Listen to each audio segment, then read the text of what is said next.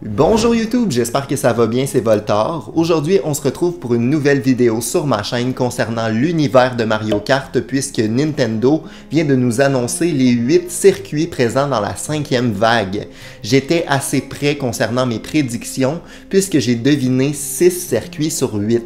On se retrouve avec Cap Koopa, Los Angeles, un circuit de la Wii, ainsi que la course à la propreté qu'on avait vu dans un autre trailer et que j'ai analysé en vidéo, le circuit d'Athènes, le paquebot Daisy, je suis très content de cet ajout, le pays Crépuscule et le circuit de Vancouver. Donc ça fait une belle sélection selon moi, assez variée, mais des circuits aussi classiques que j'avais hâte de voir dans le DLC. Cette sélection concernant la 5e vague vient confirmer également quelques circuits dans la 6e. Parce qu'il y a encore quelques circuits de Mario Kart Tour qui n'ont pas fait leur apparition dans Mario Kart 8. Je parle entre autres des ruines Plantes Piranha. J'ai été convaincu que ce circuit-là allait arriver avec Flora Piranha en 5e vague, mais je me suis trompé. Ainsi, on aura selon moi les ruines Plantes Piranha pour la 6e vague, ainsi que d'autres circuits de Mario Kart Tour, comme un tout nouveau circuit qui a été annoncé par le compte Twitter de Mario Kart Tour.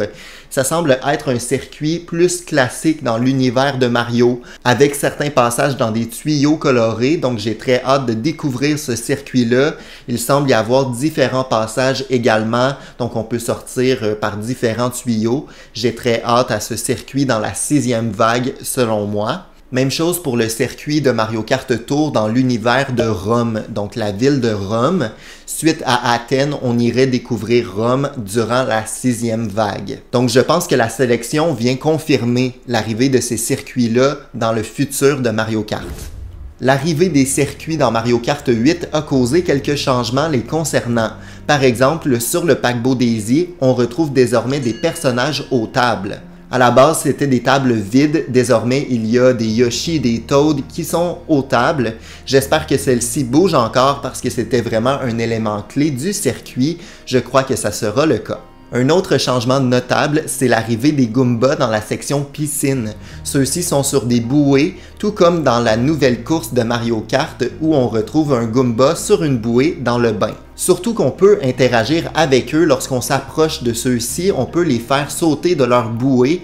Je trouvais que c'était un ajout aussi original. Il y a un changement concernant le circuit de Los Angeles. Celui-ci va être rassemblé de différentes versions alternatives qu'on retrouvait dans Mario Kart Tour. Un peu à la manière du circuit d'Amsterdam durant la vague précédente, on aura des circuits alternatifs qui seront mis à chaque fois qu'on fait un tour. Par exemple, le circuit de base, il n'y a pas un passage au-dessus du stade. Ça sera le cas dans Mario Kart 8, donc on a pris une partie alternative afin de l'ajouter et un peu varier les différents tours du circuit de Los Angeles. Un autre élément que je souhaitais mentionner aujourd'hui, c'est l'amélioration des graphismes du circuit d'Athènes.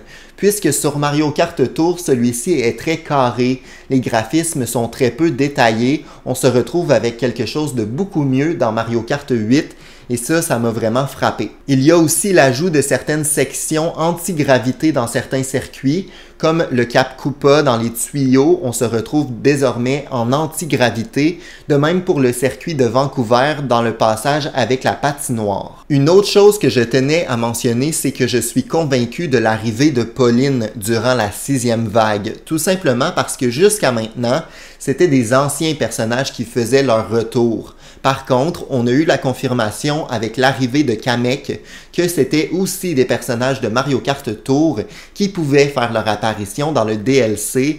Pauline semble être l'ajout parfait durant la 6e vague, tout simplement parce que dans les dernières années avec Mario Odyssey et le film de Mario, son personnage est devenu de plus en plus populaire.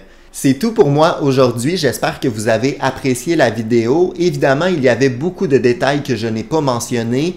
J'ai très hâte de découvrir cette sélection qui est tout simplement magnifique. J'ai vraiment trouvé que les circuits sélectionnés étaient variés, très prenants aussi. C'est des circuits classiques qu'on avait hâte de revoir sur Mario Kart 8. J'ai très hâte de découvrir tout ça dès mercredi prochain.